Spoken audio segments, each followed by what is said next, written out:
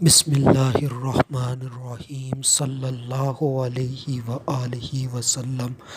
جب حضرت پیر مہر علی شاہ صاحب کا وصال ہو گیا تو ان کے وفات پا جانے کے بعد ان کے بیٹے حضرت سید غلام محی الدین رحمۃ اللہ تعالی علیہ نے اپنے باپ کی جگہ سنبھالی، یعنی کہ ختم نبوت پر کام شروع کیا، اور اس شخص نے غلام محی الدین رحمۃ اللہ تعالی علیہ نے، جو کہ سید زادے ہیں، انہوں نے اپنے آخری سانس تک ختم نبوت پر کام کیا۔ تو اس شخص نے جو امت محمدیہ ہے اس کو متحد کیا۔ اس شخص نے برصغیر کے اندر اس طرح کے اجلاس منعقد کیے عقیدہ ختم نبوت کے موضوع پر، اور اسی طرح سے ایک تحریک بھی چلائی عقیدہ ختم نبوت کے متعلق، اور اس تحریک کا حال آپ خود بیان کرتے ہیں کہ اس دور میں، یعنی کہ 1953 1953 میں جو مسلم لیگ تھی اس کی حکومت تھی، تو اس حکومت نے اس تحریک کو کچلنے کے لیے اپنی طاقت کا استعمال کیا۔ تو اس کے متعلق حضرت سید غلام محی الدین رحمۃ اللہ تعالی علیہ فرماتے ہیں کہ نبی کے عاشقوں پر اس قدر ظلم ہوا تو یہ صاحب، یعنی کہ غلام محی الدین رحمۃ اللہ تعالی علیہ، اس حکومت سے سخت شاکی تھے، اور حضرت سید غلام محی الدین رحمۃ اللہ تعالی علیہ نے اس وقت کے بڑے بڑے لوگوں سے ملاقاتیں کیں، گورنر جنرل سے ملاقاتیں کیں، تاکہ اس کام کو مزید آگے فروغ دیا جائے۔ تو اس کتاب سے میں آپ کو پڑھ کر بھی سنا دیتا ہوں۔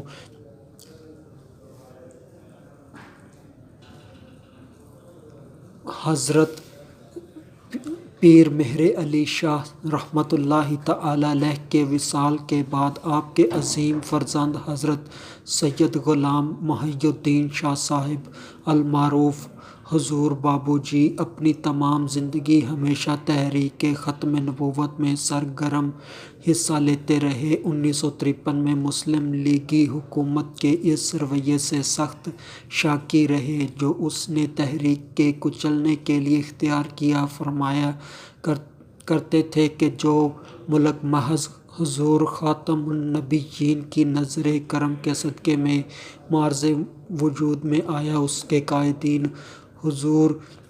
صلی اللہ علیہ وآلہ وسلم کی ختم نبوت کے شیدائیوں سے کیسا بے دردانہ سلوک کر رہے ہیں۔ لاہور ختم نبوت کانفرنس میں آپ نے تمام مکاتب فکر کے رہنماؤں کو متحد کرنے میں اہم کردار ادا کیا، اور جلسے جلوس میں اصولاً احتراز کے باوجود اس کانفرنس کے کئی اجلاس میں شریک ہوئے۔ علاوہ ازیں اس وقت کے گورنر جنرل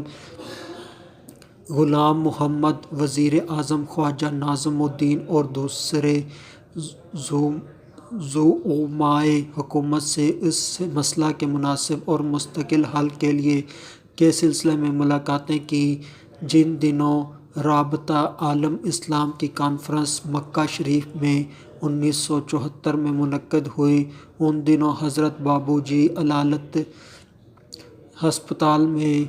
تھے۔ رابطہ عالم اسلام کانفرنس نے ایک قرارداد پاس کی تھی جس میں تمام اسلامی ممالک سے مطالبہ کیا گیا تھا کہ مرزائیوں کو غیر مسلم اقلیت قرار دیا جائے۔ جب حضور بابو جی نے یہ خبر سنی تو آپ دیدہ ہو کر فرمایا، خدا کرے پاکستان میں تو اس پر جلد عمل ہو۔ بیماری کی شدت کے باوجود روزانہ تحریک ختم نبوت کے متعلق استفسار فرماتے تھے، اور یہی آرزو لے کر 22 جون 1974 کو واصل بحق ہوئے۔ جولائی 1974 میں راولپنڈی میں ایک عظیم مشائخ کانفرنس ہوئی، جس میں دربار عالیہ گولڑا شریف کی نمائندگی راکم الحروف نے کی۔ اس کانفرنس میں بھی مرزائیوں کو غیر مسلم اقلیت قرار دینے کی قرارداد پاس کی گئی۔ دوسرے ہی دن اس وقت کے وزیر اعظم مسٹر بھٹو اسپیکر قومی اسمبلی اور حکومت کی طرف سے اس سلسلہ میں مقرر کردہ رہبر کمیٹی کے ممبران کو علیحدہ علیحدہ مہر منیر کے نسخے بما خطوط ارسال کیے گئے، جن میں اس مطالبہ کی پرزور حمایت کی گئی۔ اتفاق دیکھیے کہ 1974 کے اگست ہی کے مہینے میں عوامی مطالبے کے پیش نظر پاکستان کی قومی اسمبلی نے اس مسودہ قانون کو پاس کرنے کی سفارش کر دی، جس کی روح سے مرزائی خواہ قادیانی ہوں یا لاہوری اپنے مخصوص غیر اسلامی عقائد کی بنا پر